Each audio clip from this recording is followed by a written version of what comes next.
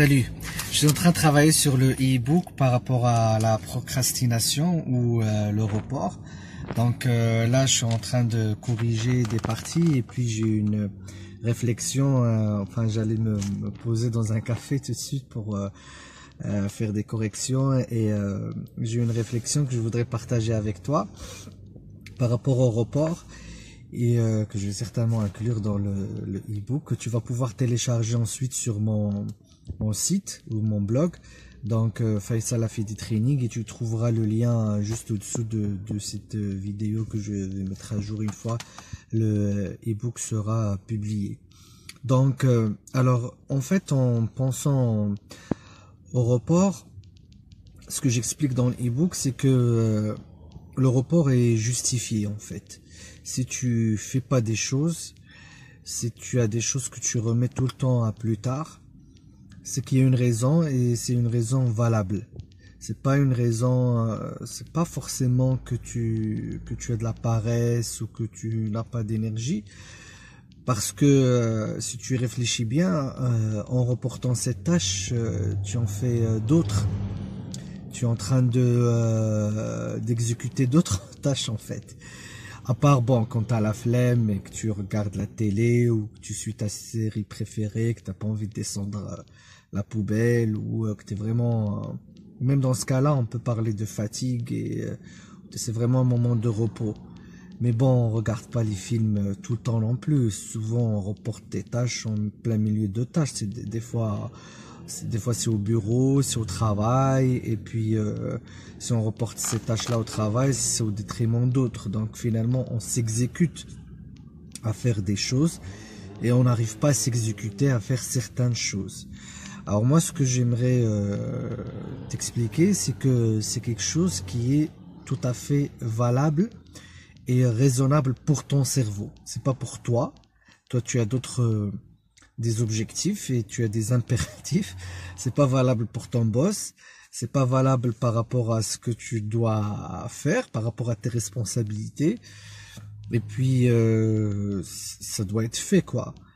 Mais en fait, ton cerveau, lui, au niveau inconscient, il a un autre raisonnement, il a une autre façon de voir les choses qui fait que il va te bloquer.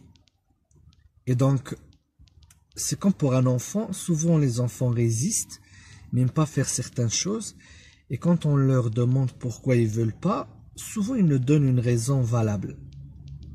Soit c'est trop difficile, soit c'est j'aime pas, soit je sais pas faire, soit il l'a fait une fois et il l'a mal fait. Les enfants souffrent aussi de perfectionnisme. Donc la même chose pour toi. Si tu n'arrives pas à faire une tâche et que tu la reportes tout le temps, c'est qu'il y a une vraie raison valable. Alors souvent, nous, on se met à nous juger, à nous auto-flageller et à nous auto-saboter en disant ouais, avec un sentiment de remords, en se disant ouais, je suis quelqu'un de paresseux. Ça te rappelle que t'es enfant, quelqu'un qui ne réussit pas tout et t'es victime à chaque fois d'échecs et que c'est involontaire, que tu te donnes des excuses qui sont pas raisonnables. Mais en fait, si tu te poses un moment, que tu te dis, ok, pourquoi je ne veux pas faire cette tâche-là, et de réfléchir sincèrement, et d'essayer de te connecter avec ton inconscient, avec ton esprit, avec vraiment au fond de toi-même, et de te dire, ok, quelles sont les raisons valables qui m'empêchent de faire cela? Alors, j'aime pas, ça c'est la première chose qui sort.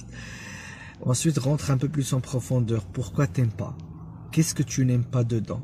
Qu'est-ce qui te fait, entre parenthèses, chier à faire cette tâche? Qu'est-ce qui t'emmerde en fait? Qu'est-ce qui t'emmerde quand tu veux l'exécuter? Essaie de trouver la réponse, soit elle est trop longue, elle est trop compliquée, elle est trop ennuyeuse. Alors quand tu as ces réponses, sache que tu vas tout de suite avoir une solution. Si elle est trop ennuyeuse, tu peux faire autre chose en parallèle. De la musique ou mettre ton portable à côté, mettre ta série préférée ou une vidéo, regarder en même temps. d'exécuter ta tâche ou de la faire en groupe ou d'aller dans un café si tu peux, si t'es entrepreneur et indépendant, mais si t'es au bureau, tu peux trouver des moyens pour associer l'utile à l'agréable. Si elle est trop compliquée, bah, c'est le moment de voir comment tu peux la simplifier, la décomplexer et y aller étape par étape. Si elle te fatigue, bah, c'est le moment de choisir le meilleur moment où tu es vraiment en forme et que tu peux l'entamer avec beaucoup d'énergie. En général, il faut savoir que la volonté, elle diminue avec l'énergie, qui diminue aussi. Donc souvent le matin, quand on est en forme, ou pour certains c'est l'après-midi, c'est là où il faut faire les choses qui sont difficiles ou compliquées. Si elle est, par exemple, tu as de mauvais souvenirs avec, tu es complexé par rapport à cette tâche, ben c'est le moment d'aller vers ces complexes-là et savoir qu'est-ce qui se passe. En tout cas, une fois que tu mènes une discussion avec toi-même, sincère, profonde, par rapport à cette tâche qui te bloque à chaque fois, que tu n'arrives pas à faire, et que tu réfléchis sincèrement pourquoi, et tu traites ce pourquoi avec beaucoup de bienveillance, beaucoup de délicatesse, et ensuite avec beaucoup de créativité et d'idées pour pouvoir détourner, contourner, surpasser cet obstacle ou ce pourquoi-là, tu pourras tout de suite après trouver des solutions et exécuter ta tâche. N'oublie pas de télécharger le e-book. Le lien est au-dessous de cette vidéo et je te retrouve dans une autre vidéo. Bon courage!